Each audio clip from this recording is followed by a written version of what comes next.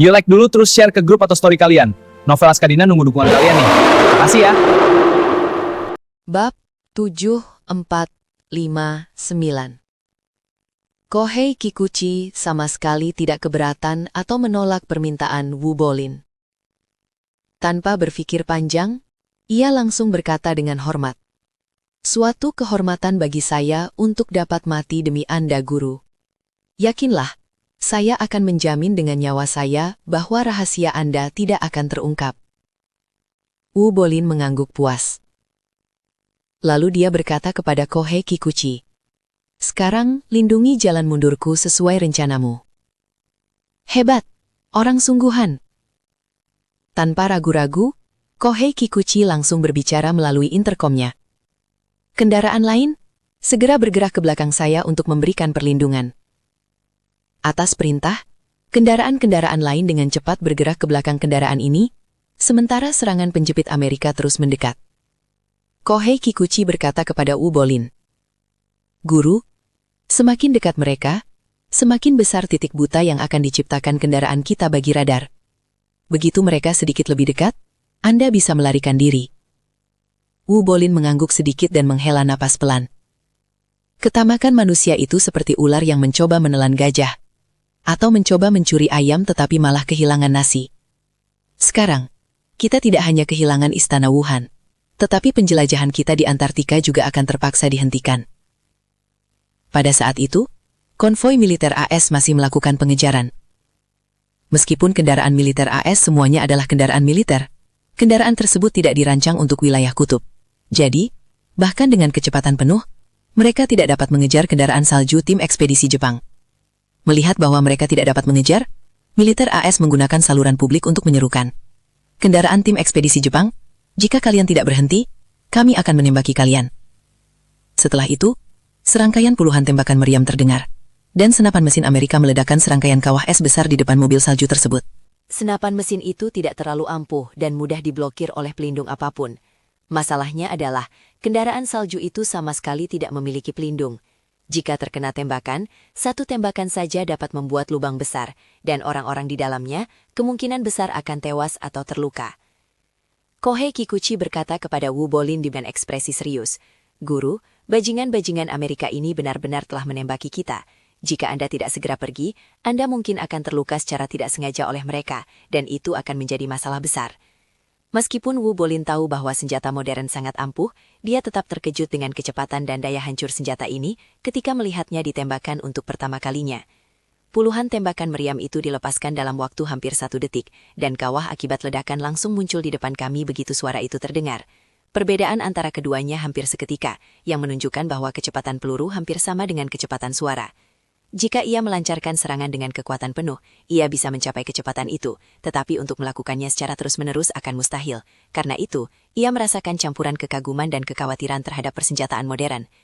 Dia bertanya kepada Kohei Kikuchi, "Apa yang harus kita lakukan sekarang? Jika aku melarikan diri sekarang, apakah mereka akan mengejarku dan memukuliku?" Kohei Kikuchi berpikir sejenak dan berkata, "Masato, jangan terburu-buru. Tunggu sampai mereka mendekati kita, lalu manfaatkan kesempatan itu untuk pergi. Perhatian mereka pasti akan tertuju pada kita, dan mereka seharusnya tidak menyadari keberadaanmu." Wu Bolin tahu bahwa tidak ada cara yang lebih baik saat ini, jadi dia hanya bisa mencoba. Saat kendaraan-kendaraan Amerika semakin mendekat ke mobil salju tim ekspedisi, jantung Wu Bolin berdebar kencang. Dia mengerahkan seluruh energinya ke tubuhnya, siap melarikan diri kapan saja. Tembakan dari kapal perang AS memiliki efek jera yang signifikan, yang membuat mereka merasa tenang. Mereka kemudian mempercepat persiapan mereka untuk menangkap anggota tim peneliti Jepang. Saat mereka mendekati tim snowmobile Jepang, tidak ada yang memperhatikan sosok yang melaju kencang dari bagian depan kendaraan, dengan cepat menghilang ke dalam kegelapan. Peralatan deteksi pada kendaraan militer AS tidak mendeteksi hal ini, karena terhalang oleh kendaraan salju Jepang. Saat mereka mendekati konvoi mobil salju, mereka segera mengirimkan tentara bersenjata lengkap untuk mengepung mobil salju dan menuntut agar anggota tim peneliti Jepang segera menyerah. Pada awalnya, selain Kohei Kikuchi, anggota ekspedisi Jepang lainnya tidak berniat untuk menyerah, karena secara bawah sadar mereka semua ingin setia kepada Wu Bolin. Untungnya, Wu Bolin tidak mengerti bahasa Jepang, jadi semua perintahnya dikeluarkan melalui Kikuchi Kohei. Dengan kata lain, meskipun anggota ekspedisi Jepang ini setia kepada Wu Bolin, mereka semua mematuhi Kikuchi Kohei. Kohei Kikuchi segera memberi perintah melalui komunikasi internal. Semua orang harus menyerah tanpa syarat. Setelah mengatakan itu, dia membuka pintu mobil salju itu sendiri, mengangkat kedua tangannya, dan melangkah keluar. Orang pertama yang menyerah, Kohei Kikuchi, segera ditangkap oleh militer AS, dan semua anggota ekspedisi Jepang lainnya juga ditangkap oleh militer AS. Pada saat itu, Goro Watanabe juga keluar dari mobil. Melihat anggota tim ekspedisi ilmiah Jepang yang ditangkap, ia bertanya kepada mereka dengan sangat sedih. Negara telah menghabiskan begitu banyak uang untuk mengirim kalian ke Antartika untuk penelitian ilmiah, mengapa kalian mengkhianati negara? Kohei Kikuchi berkata tanpa rasa takut, tapi mereka tidak mengkhianati negara. Mereka hanya mengikuti perintahku. Semuanya adalah pengaturanku. Sebelum tiba, Goro Watanabe telah membaca semua data tim peneliti berkali-kali dan mengingat setiap detailnya dengan sempurna. Jadi dia langsung menanyakan Kohei Kikuchi. Dasar Kikuchi sialan, apa sebenarnya yang kau teliti di Antartika tanpa sepengetahuan negaramu? Ia langsung dilumpuhkan oleh tentara Amerika dan mulutnya ditutup.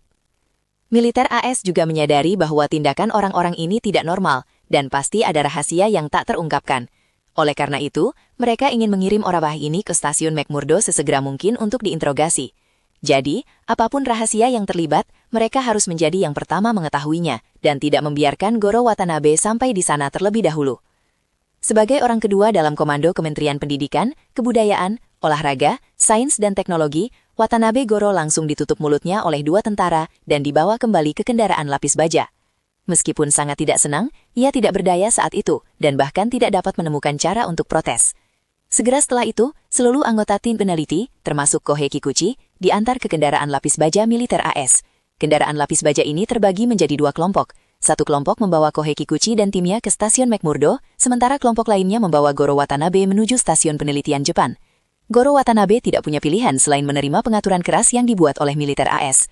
Ketika keduanya mulai berpisah, Ugolin telah berlari beberapa kilometer jauhnya dalam sekali tarikan nafas. Lari cepat ini sepenuhnya disebabkan oleh energi spiritualnya, tetapi juga menyebabkan energi spiritual tersebut terkonsumsi dengan kecepatan yang semakin cepat. Namun, Ugolin tidak berani berlama-lama. Karena militer AS menyergap mereka dari timur dan mengejar mereka ke arah barat, mereka tidak memiliki kaca. Untuk menghindari deteksi radar, mereka melaju kencang ke arah barat sejauh 10 km sebelum berbelok ke selatan. Alasan menuju ke selatan adalah karena ada pasukan Amerika di sebelah timur. Satu-satunya jalan menuju stasiun McMurdo adalah ke barat, dan garis pantai di utara membeku.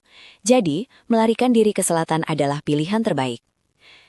Sementara itu, dengan bantuan Nanako, Charlie mengetahui tentang tindakan Kementerian Pendidikan, Kebudayaan, Olahraga, Sains, dan Teknologi.